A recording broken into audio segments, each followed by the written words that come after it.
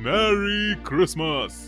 खूनी मंडे का क्रिसमस भी मैरी करो और खूनी मंडे को अभी सब्सक्राइब करो। और हाँ, जिंगल बेल प्रेस करना मत भूलना।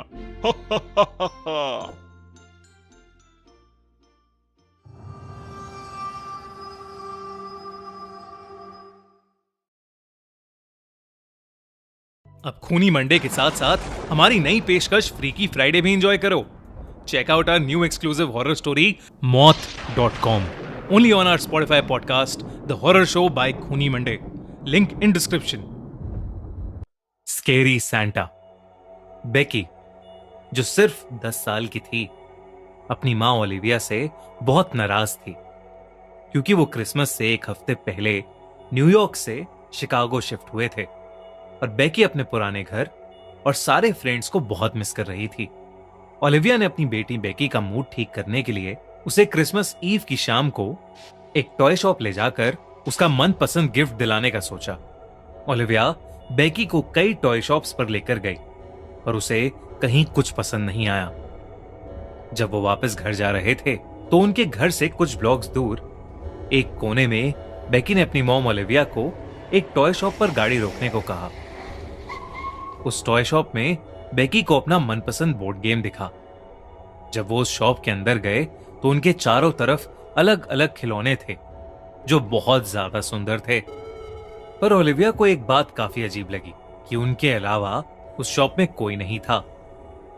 लेकिन उस शॉप के अंदर खिलौने इतने सुंदर थे कि ओलिविया भी उनको देखकर एक छोटी सी बच्ची बन गई। वो शॉप एक्सप्लोर कर ही रही थी कि उसे एकदम से एहसास हुआ कि बेकी उसके साथ नहीं है। उसने पूरे स्टोर में अपनी बेटी को ढूंढा पर उसे वो कहीं नहीं दिखी। उसने काउंटर पर जाकर मदद मांगने की कोशिश भी की पर वहां भी कोई नहीं था। डरी हुई ओलिविया बेकी को आवाज लगाते हुए उसे हर जगह ढूंढ रही थी जब उसे एक बूढ़े इंसान की जोर से हंसने की आवाज आई। उसने आवाज की ओर देखा तो उसी टॉय शॉप के एक अंधेरे से कोने में कुर्सी पर बैठा एक बूढ़ा आदमी सांता क्लॉस की कॉस्ट्यूम पहने जोरों से हंस रहा था और उसकी बेटी बेकी उस सांता की गोद में बैठी हुई थी। जैसे ही ओलिविया ने उस सांता क्लॉस को देखा, वो हंसता हुआ सांता अचानक चुप हो गया और अपनी आंखें उठाकर ओलिविया को घूरने लगा। उस सांता को देखकर ओलिविया को एक अजीब सी घबराहट हो रही थी। ओलिविया को बेकी का वहां उस सांता की गोद में होना ठीक नहीं लग रहा था तो उसने चिल्लाकर बेकी को अपने पास आने को कहा पर बेकी ने अपनी मॉम ओलिविया को कोई जवाब ही नहीं दिया। ओलिविया जब उस सांता के पास अपनी बेटी को वहां से ले जाने के लिए पहुंची तो उसने अपनी बेटी को सांता को यह बोलते हुए सुना कि क्रिसमस पर ओलिविया बेकी को अपने दोस्तों से दूर ले आई है और वो इसलिए अपनी मॉम को बिल्कुल पसंद नहीं करती। जब ओलिविया ने इस बात को सुनकर उस सांता की ओर देखा तो उस सांता की शक्ल पर एक बहुत ही डरावनी हंसी थी। ओलिविया ने तुरंत अपनी बेटी को सांता की गोद से उतारा और स्टोर से बाहर निकलने लगी। बेकी बाहर जाते हुए सांता को मुड़कर बाय कर रही थी पर जैसे ही ओलिविया ने सांता की ओर मुड़कर देखा तो वो जोर जोर से अपनी भयानक सी आवाज में हंसने लगा और हंसता हुआ अचानक से अंधेरे में गायब हो गया। उसे ऐसे गायब होता देख ओलिविया एकदम घबरा उठी और जल्दी से बेकी को कार में बिठाकर वहां से निकल गई।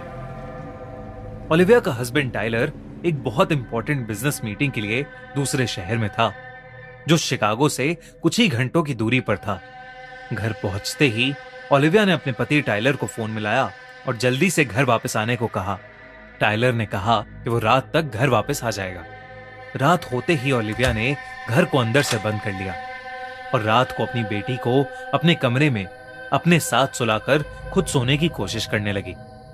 देर रात हो चुकी थी, उसकी आंख अभी लगी ही थी जब उसे बेकी के हंसने की आवाज आने लगी और साथ साथ उसे एक गाना सुनाई देने लगा। Jingle bell, jingle all the way.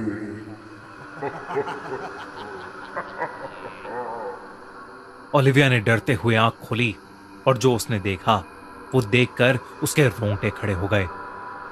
उसके कमरे में खिड़की के पास वही सैंटा खड़ा था जो उस टॉय शॉप में उन्हें दिखा था। वो छोटी सी बेकी को हवा में जोर जोर से उछालकर झूला झुला रहा था।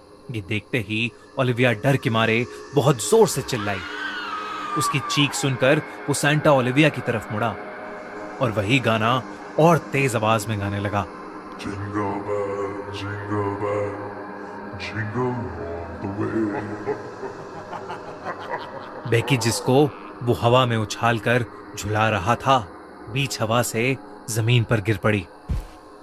ओलिविया ने बिना कुछ सोचे समझे घायल बेकी को वहां से उठाया और उस घर से निकलने के लिए भागने लगी। वो जैसे ही सीढ़ियों से नीचे उतरी, उसने देखा कि वही सैंटा सामने से उसकी तरफ आ रहा है। ऐसा लग रहा था मानो उस सैंटा का हुलिया बदल गया हो और वो बहुत ही ज्यादा भयानक लग रहा था।